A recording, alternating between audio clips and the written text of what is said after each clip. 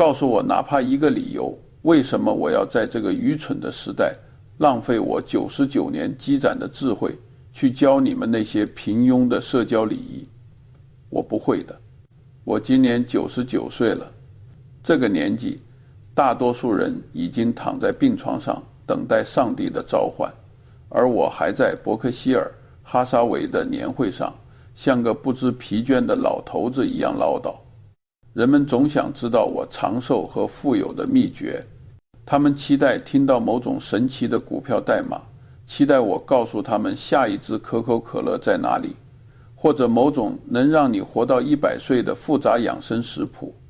只有傻瓜才会试图在充满不确定性的迷雾中寻找确定的捷径。我的答案总是让他们大失所望，甚至感到被冒犯。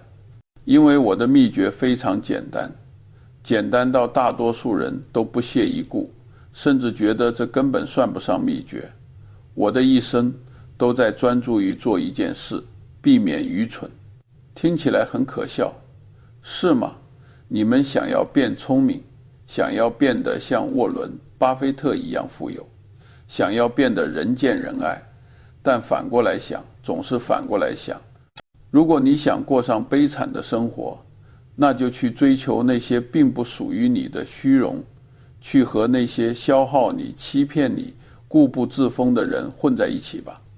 如果你想避免悲惨，那就必须拿起你的手术刀，把这些愚蠢的人和事从你的生命中切除，哪怕会有血淋淋的痛感。在投资上，我不试图变得非常聪明，我只是试图比大多数人少犯傻。在人际关系上，我有一种近乎病态的洁癖，我花在甄别和剔除烂人上的时间比我看财报的时间还要多。一旦发现某人不值得交往，不管他多有钱多有权势，我都会断得干干净净。我不会跟他做生意，不会跟他吃饭，甚至不想和他待在同一个房间呼吸同样的空气。听起来很狠，对吧？但这是我想给你的第一个建议。在人际关系中，你必须学会无情，因为你的时间和精力是你最宝贵的资产，你不能让他们被小偷偷走。今天我不谈复杂的复利公式，不谈格雷厄姆的价值投资理论，我要谈谈比金钱更重要的东西，你的社交护城河。这是关于如何运用机会成本和概率论来净化你的人际环境。因为在这个熵增的宇宙里，混乱是常态，只有通过外力强行减脂，你才能结出果实。大多数人的人际关系账目简直是一笔烂账。你们根本不懂会计学中的基本原理，资产与负债。你们把所有认识的人都混在一起，统称为朋友，这简直是认知上的灾难。什么是社交资产？就是那些能给你带来能量、智慧或内心平静的人。和他们在一起时，你的思维会更清晰，情绪也会更稳定。这就像你买入了一家拥有宽阔护城河的优质企业，比如好事多仓储超市。虽然它可能不会让你一夜暴富，但它稳健可靠，每年都能给你带来分红。它的商业模式坚不可摧。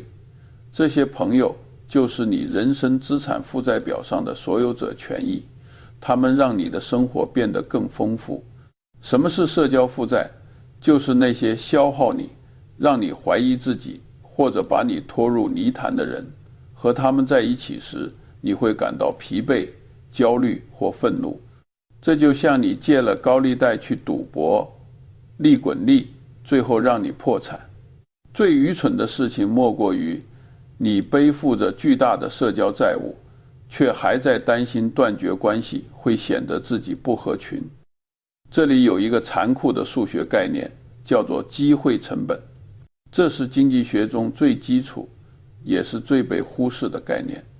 它的核心逻辑是，如果你做出了一个选择，你就必须放弃另一个选择。人生是一个极其有限的零和游戏。如果你花1小时听一个蠢货抱怨天气和老板，你就失去了1小时阅读普鲁士国王腓特烈大帝传记的机会，或者失去了1小时和一位真正的智者对话的机会。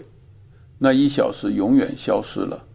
如果你对坏人说是，你实际上是在对好人，甚至是对你自己说不。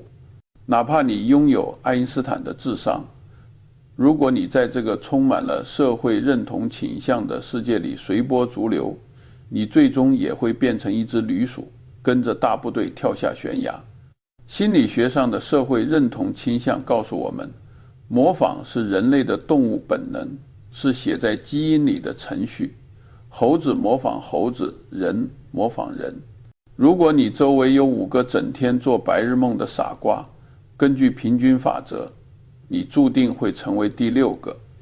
如果你周围都是骗子，你迟早也会开始把撒谎当成一种生存技能。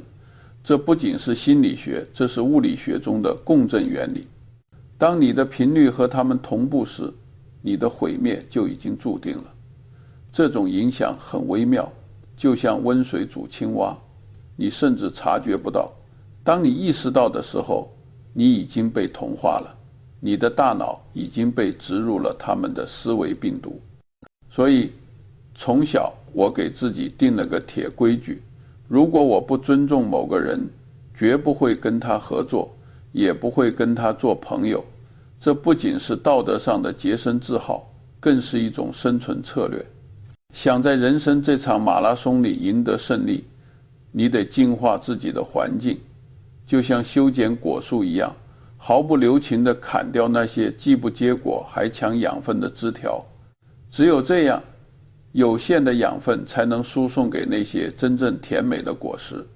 这听起来可能有点功利，但相信我，这其实是对自己生命最大的尊重。当你学会断舍离，学会说不，你会发现生活突然轻松了许多，你的判断力更敏锐，运气也似乎变好了，因为你堵住了那个泄露能量的黑洞。那么什么样的人是你必须立刻断开的呢？根据我99年的生活经验，我总结出了3种你绝对不能接触的人。只要你身边有这样的人，哪怕只有1个，你的生活质量都会大打折扣。如果不止1个，你的生活可能会被毁掉。第一类必须清除的人，他们最擅长伪装，他们看起来很可怜，甚至会激发你那泛滥的同情心。但你要警惕，这是生物学上的拟态，是捕食者的伪装。他们就是那些深陷受害者心态的人。我活了99年，要总结我近1个世纪的经验。我跟你说，极端自恋和自怜是人类最毒的心理毒瘤。你肯定遇到过这样的人，在他们的世界观里存在一个巨大的阴谋，所有的错误都是别人的。工作做不好，是老板笨或者同事排挤；投资亏钱了，是市场坑人，或者经纪人在割韭菜；生活不顺，是爸妈没本事，或者另一半不体贴。总之，整个世界都欠他们的，全世界好像都跟他们作对。他们总是无辜的受害者，而别人都是加害者。这些人看起来很可怜，你会想安慰他们，想帮帮他们，别那么做。一旦你靠近他们，你会发现他们是个巨大的能量黑洞。他们不需要解决办法，他们只需要有人听他们说，或者更准确地说，他们需要一个共犯。他们会一遍又一遍地拉着你重复那些痛苦的细节，把你拖进怨恨的泥潭。50年代的时候，我认识一个特别有才华的朋友，他非常聪明，口才也棒，但有个致命缺点，总觉得自己倒霉。每次见面，他都要抱怨半小时，抱怨律师事务所不重视他，抱怨房东涨房租，抱怨当天的天气太热。起初我试着开导他，给他建议，但发现根本没用。因为对受害者来说，解决问题并不重要，重要的是证明自己有多惨。只要能证明自己很惨，他就有理由不努力、不改变，也能心安理得的失败。这是一种心理上的吗啡，通过抱怨，他获得了一种扭曲的满足感。后来，我果断和他断了联系。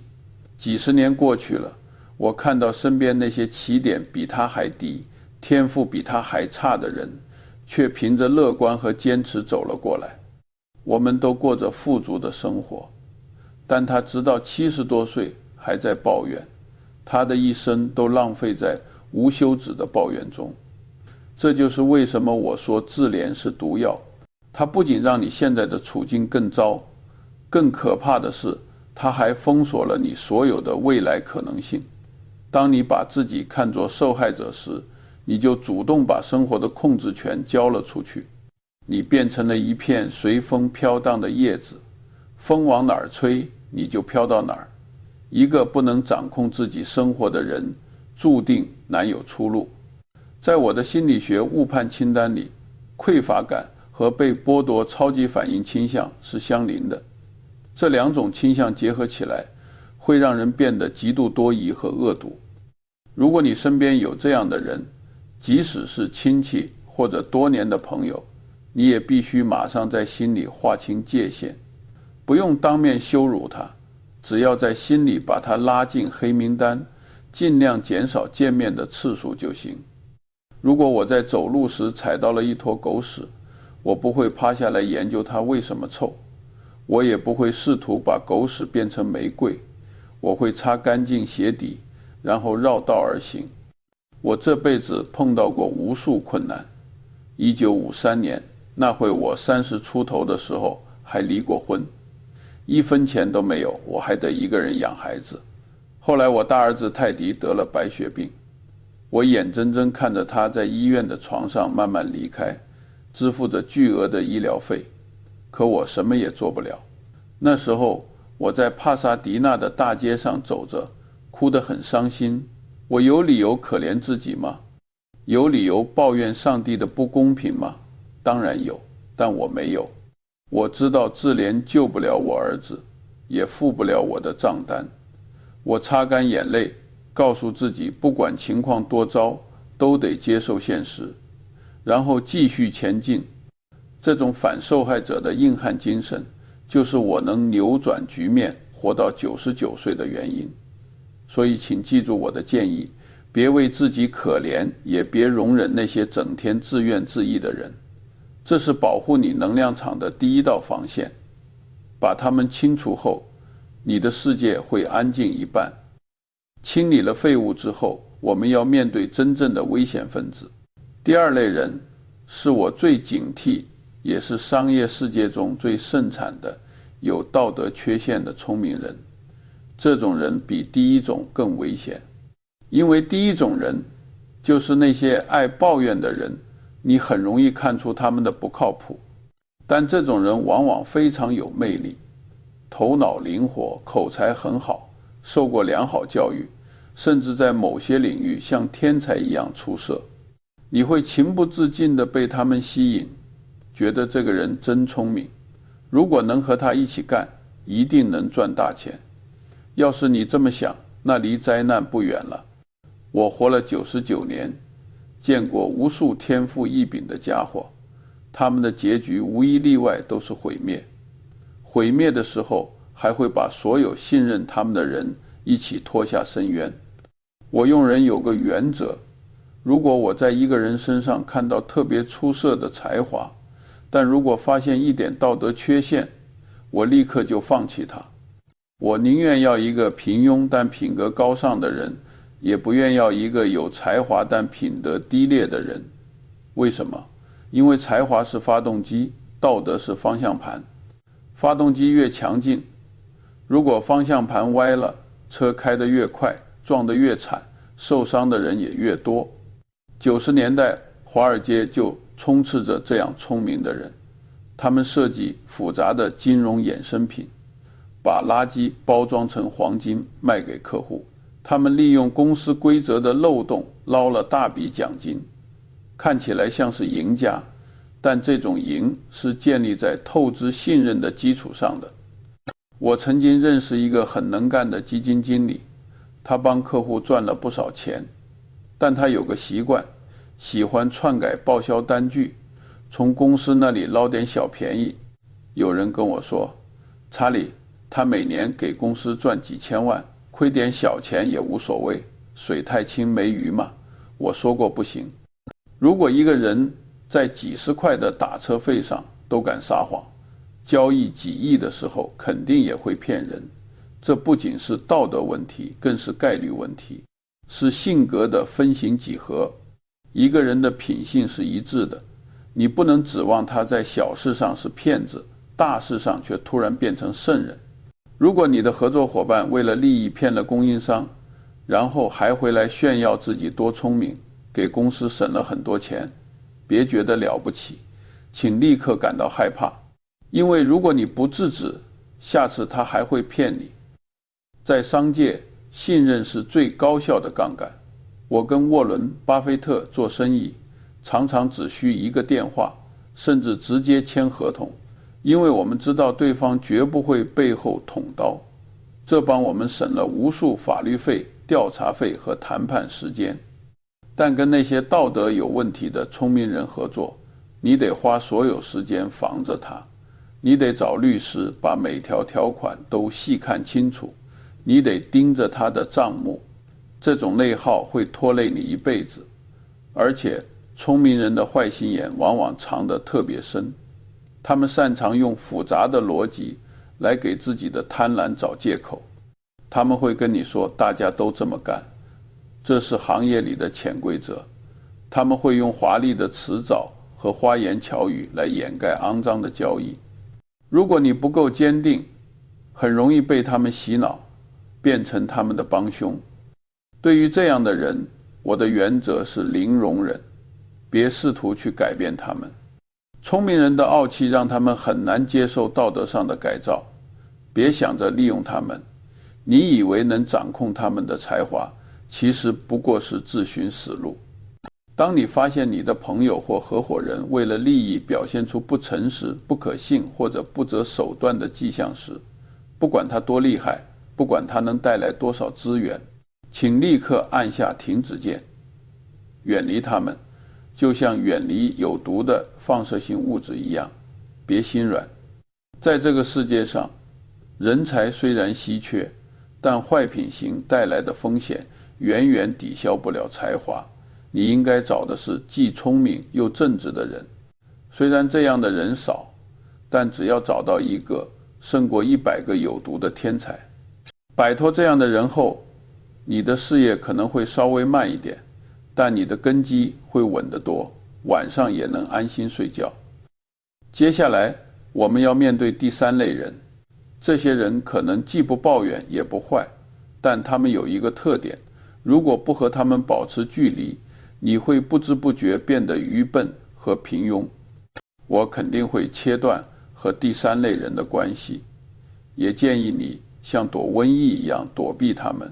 他们就是那些认知封闭、装睡的人。我活了99年，发现世上真正的死亡只有一种，不是心脏停止跳动，而是大脑停止学习。你一定见过这样的人，30岁左右就死了，虽然他们80岁才埋进土里。30岁那年，他们就已经形成了固定的世界观，从此关闭了心门，不接受任何新信息，也不愿意纠正旧观念，手里还握着把锤子。他们把世界上的所有问题都当成钉子来看，这就是我常说的铁锤人综合征。你跟他们说什么新商业模式，他们就说是骗局，毕竟他们以前没见过。你要是跟他们讨论不同的观点，他们立马就生气，觉得受到了冒犯。他们把固执当原则，把无知当传统，和这样的人在一起真是灾难。因为人的认知需要不断更新，世界变化太快了。我学的法律知识还是50年代的呢，到今天这套方法已经过时了。我70年代的投资策略如果不跟着变化，现在根本赚不到钱。沃伦·巴菲特和我现在能赢，原因是我们就像2个带腿的学习机器，每天睡觉前我们都努力比醒来时聪明一点。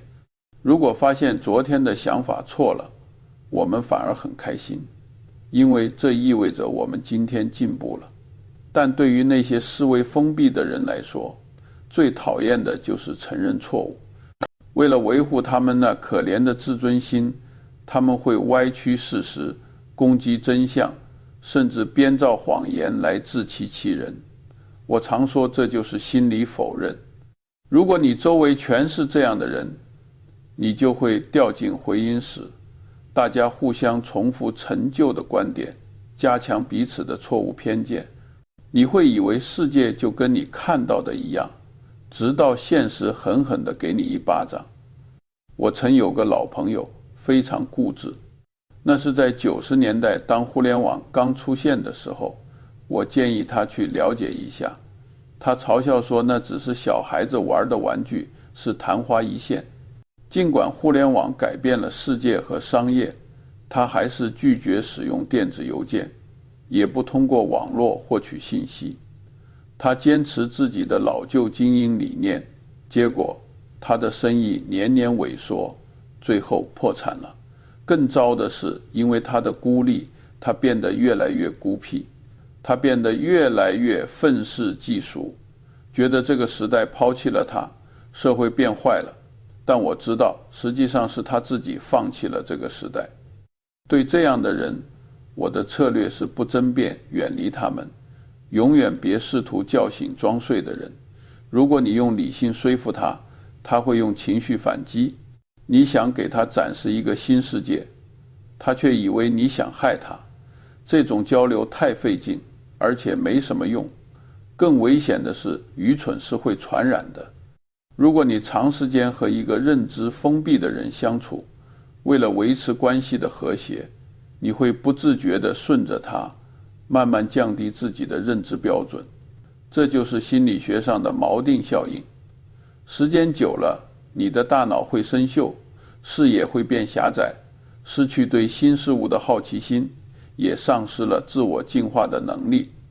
对于想要致富和成功的人来说，这简直就是判了死刑。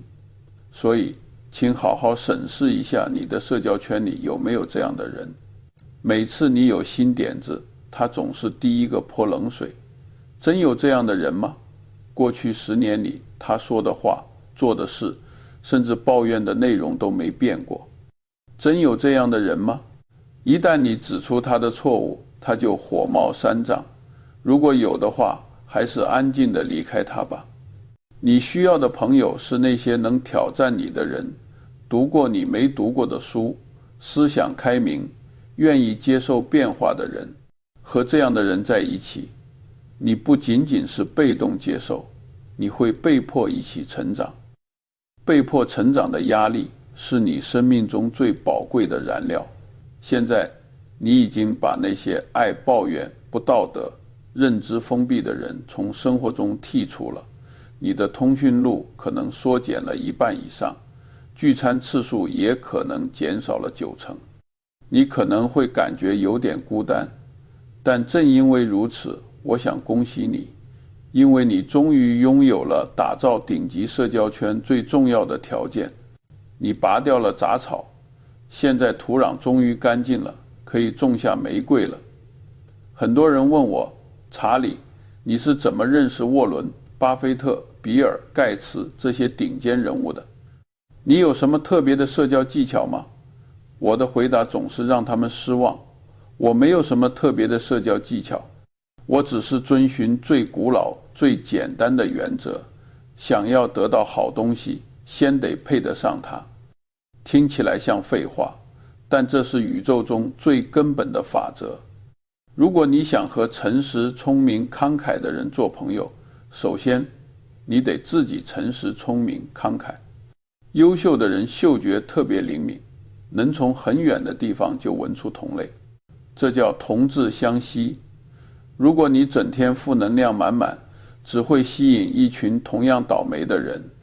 要是你是个聪明又善于抓机会的人，身边就会围满一堆骗子。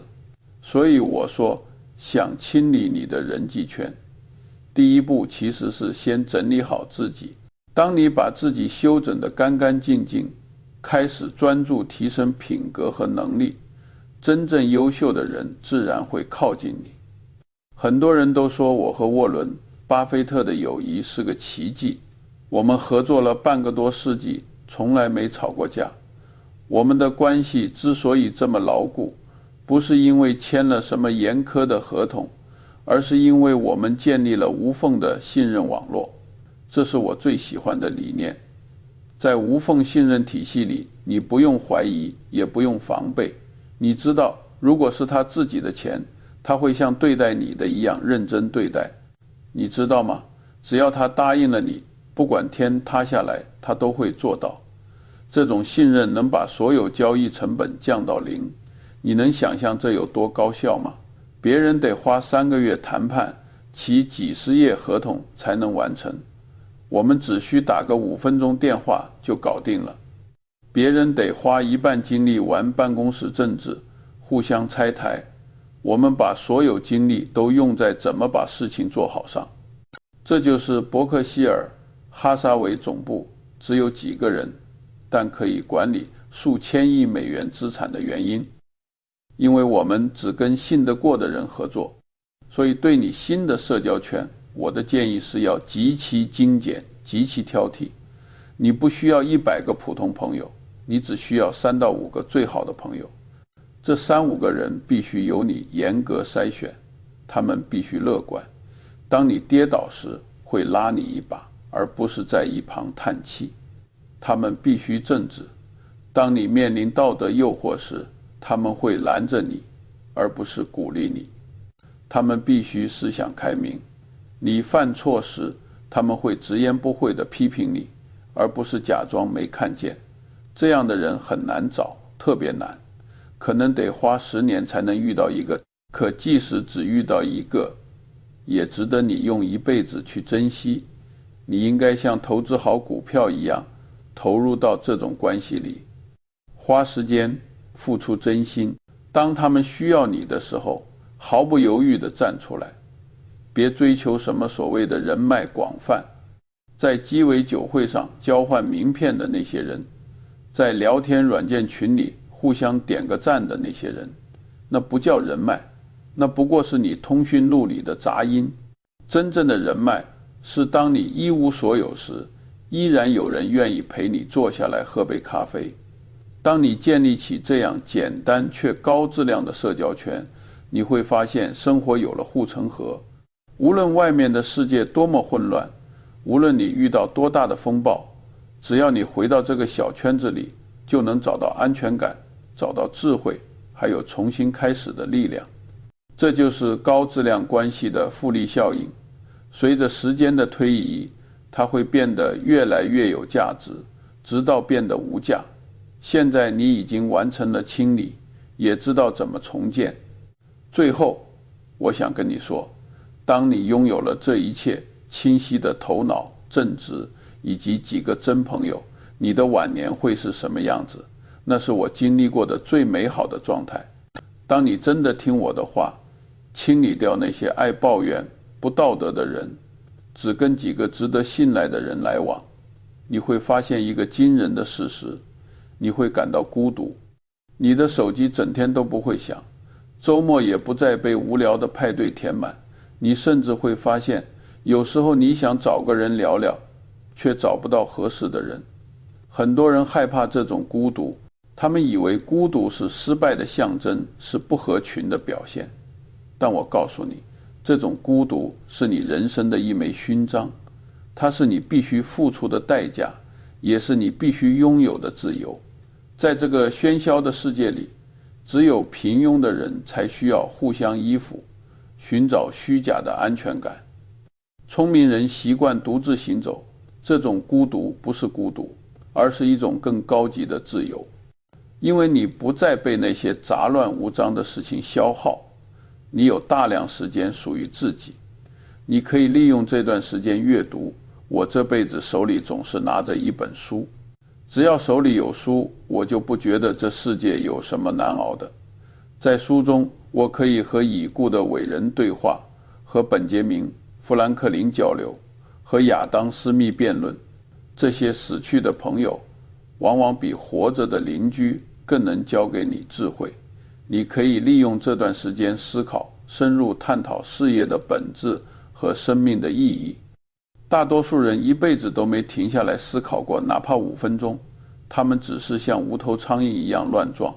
而你拥有的这片宁静，就是你超越他们的秘密武器。你可以利用这段时间陪伴家人，享受真正的家庭乐趣。这样的孤独会滋养你的灵魂，让你变得更坚强、更独立。在我的生活中，大部分时间都是在书房度过的。我不需要通过社交来获得存在感，因为我清楚自己是谁，知道自己在做什么。当你拥有这样强大的内心核心时，你不再需要别人认可你。你会发现，真正的幸福不是来自热闹的人群，而是内心的平静。真正的成功也不是看你认识多少人，而是有多少人值得你去认识。所以，年轻人，别害怕失去朋友，也别怕孤独。